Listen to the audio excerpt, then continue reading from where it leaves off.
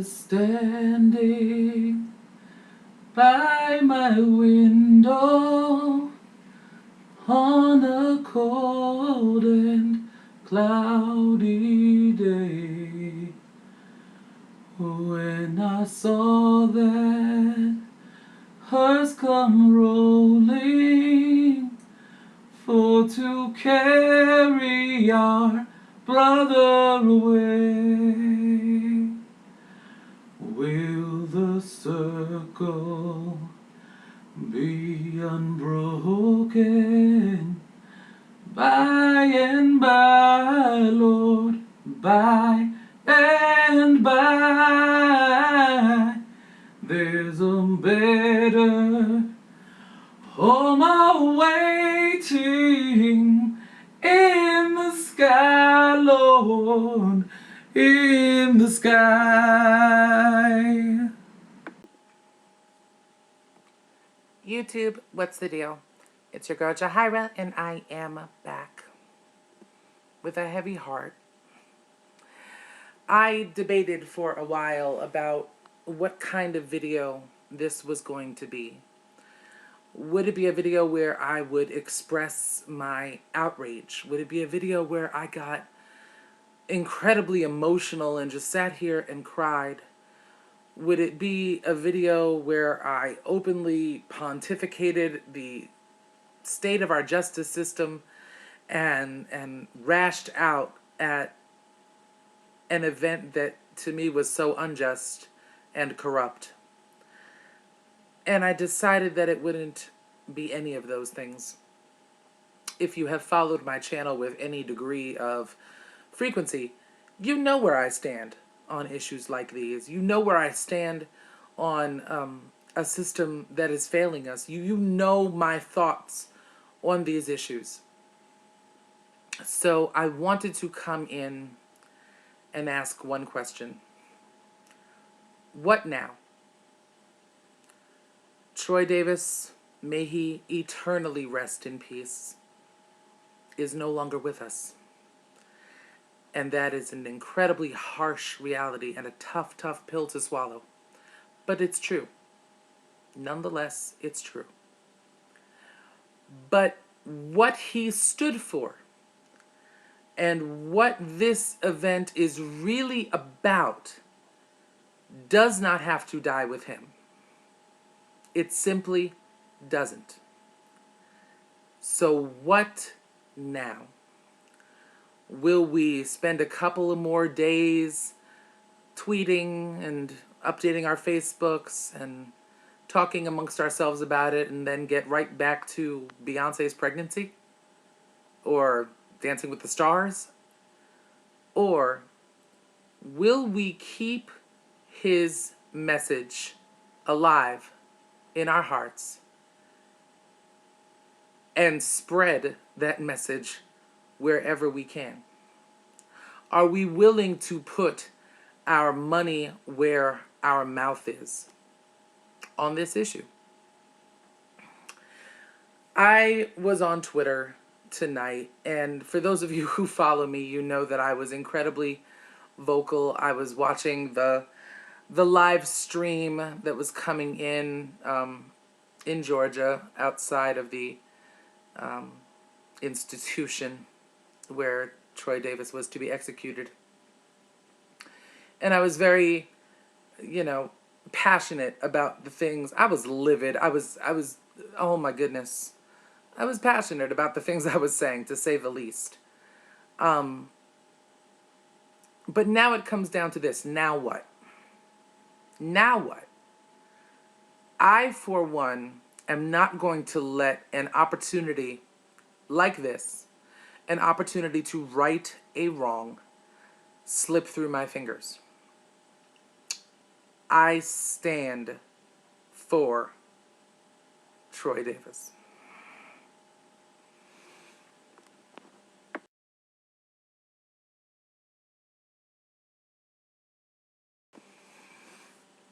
Hey. And I stand with Troy Davis. And it is my heartfelt prayer that all who see this will do the same.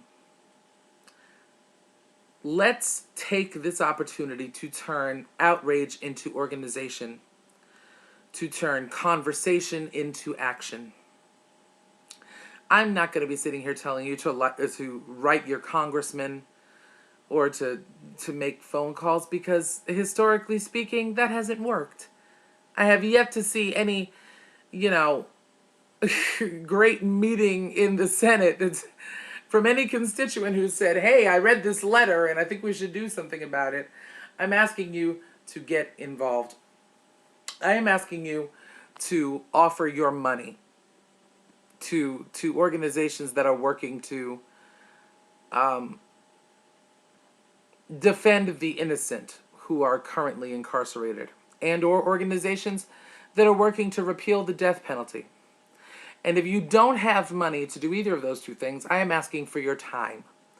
Your time to commit an hour, a couple of hours a week to these organizations, or to begin some sort of, grassroots division, or start your own organization if this truly affected you deeply. And if you don't have the money, and if you don't have the time, I'm asking for your prayer. Your prayer for people who do. Because something has got to change.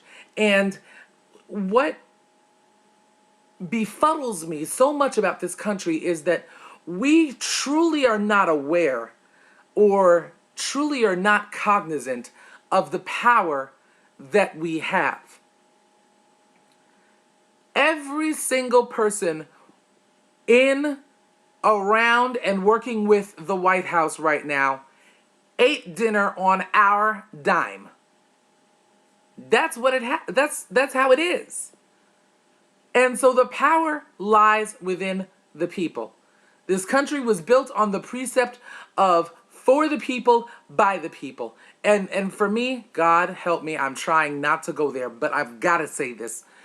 It seems to have failed us when roughly 650,000 letters from the people are going towards the powers that be, saying, they're not asking to free this man. They're saying, hold off on what you're going to do until we know that we know that we know that he's guilty.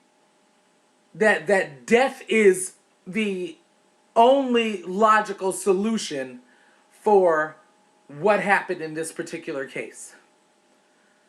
I haven't heard anybody really, scream out, let him walk, let him go. They've just said to dig deeper.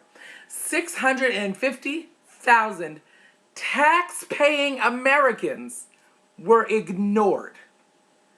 That is a problem. And I intend to do something about it. I encourage all of y'all to do whatever is in your heart to do to get involved. Because, God forgive me, whining about it is not going to get us anywhere. Whining about it will lead to this gross miscarriage of justice being a footnote in American history, a footnote in pop culture. And I'm not willing to contribute to that at all. At all. I am getting involved. I am taking action. And action is what is needed here. Not words, not rhetoric, not a soliloquy, real action. Action serves as the catalyst for change. And you can take that all the way back to the Boston Tea Party. It wasn't until there was action that people began to take notice. I am not talking about riots, and I want to thank my sister, much love from KY, aka Nina, because we had a conversation tonight, a real flummoxed conversation, I've got to say, because we were both so effed up about this. But we had a conversation tonight about rioting. And she did make a really valid point about rioting leading to a mob mentality and then people going off without the directed focus in mind. Things like looting and senseless, injuring of others, and then innocent people getting involved. And she was right. That's why she's the older sister, the big sister. She was right. She was absolutely right. So I'm not talking about rioting, but I am talking about organized and planned legal action. Real action. We've got to get back to that place because it seems as though since the civil rights movement, we haven't seen it. We have dealt with, the number of trees that have been killed for the paperwork that have been presented to try to affect change is an atrocity. This is the point where we have to galvanize and really take decisive movement forward to ensure that our grandchildren don't have to see a day like this, so that history will not repeat itself. Once again, Troy Davis's body is no longer living. But what he stood for can live forever. And whether it does or not depends solely on the American people who are feeling exactly the way that I'm feeling right now. I am Troy Davis. You are Troy Davis. Your children and their children are Troy Davis. Do not let this fall by the wayside. I'm believing in you, and I pray that you believe in me. Let's make this happen. Rest in peace, Troy Davis. And thank you for teaching such a powerful lesson. One love.